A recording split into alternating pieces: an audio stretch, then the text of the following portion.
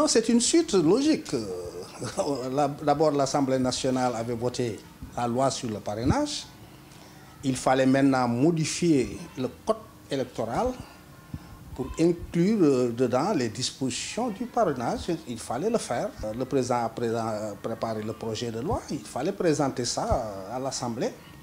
Cette même Assemblée et cette même majorité qui avait voté la loi sur le parrainage a voté la loi sur les modifications à apporter sur le code électoral. Donc il n'y a rien de spécial. C'est une suite logique au premier vote de l'Assemblée concernant le parrainage. Ah, mais oui, bien sûr, ça n'a rien à voir avec la démocratie. C'est-à-dire, on dit qu'on veut rationaliser les candidatures. On dit les partis, mais ce n'est pas les partis, rationaliser les candidatures.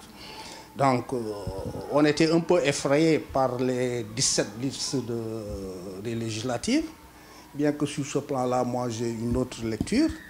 Mais ce qui est sûr, c'est que, puisqu'on a été d'accord sur ça, parce qu'à l'issue des législatives, tout le monde a crié, tout le monde, opposition, comme majorité, non, il faut arrêter ça, il faut régler ça, il faut réglementer ceci, c'est ça. Mais alors, la meilleure manière de réglementer les candidatures, c'est, en plus d'une caution, d'imposer un parrainage. Vous voyez que la caution est réduite à presque zéro, à moitié, plus de la moitié même. Donc il fallait de l'autre versant, avec les candidatures, faire le parrainage. Et je me demande, moi, c'est ce qu'ils disent qu'on veut éliminer des potentiels candidats. Mais ils n'ont rien compris.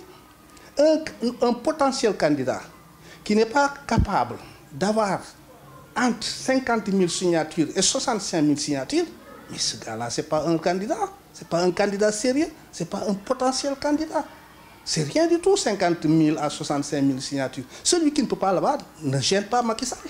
Donc, tous ceux qui seront éliminés par le parrainage n'étaient pas des candidats qui gênaient Macky Sall. S'il n'y a pas d'infiltration, un homme averti en vaut deux. Heureusement que la loi a dit ce qu'il en est. Si quelqu'un parraine 2 candidatures, il est passible d'une condamnation. Mais tout le monde est averti. Pourquoi vous acceptez, vous? Parce que pour parrainer, il faut que vous donnez votre pièce d'identité, il faut que vous donnez votre carte électeur, il faut que vous signez.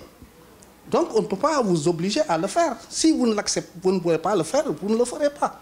Donc si vous êtes capable, vous, de donner 2 fois votre carte d'identité, de donner 2 fois votre carte d'électeur, de signer 2 fois, mais alors vous êtes coupable, vous êtes passible de cette condamnation dont dit la loi. C'est elle qui veut mettre la chaîne.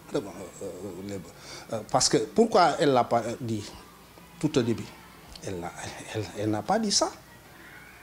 Quand on votait la loi à l'Assemblée, de tous les discours qu'ils ont développés, ils n'ont jamais dit ça. Non, non, c'est des histoires. On envoie des commissions pour s'inspirer de l'expérience de ces pays. Mais ça ne veut pas dire qu'on est totalement ignorant de ce qui est le parrainage. Non, il n'y a rien du tout. C'est des paroles d'opposition, c'est tout. Ils n'ont qu'à chercher leur candidature, leur signature et participer aux élections. Ça vaut mieux.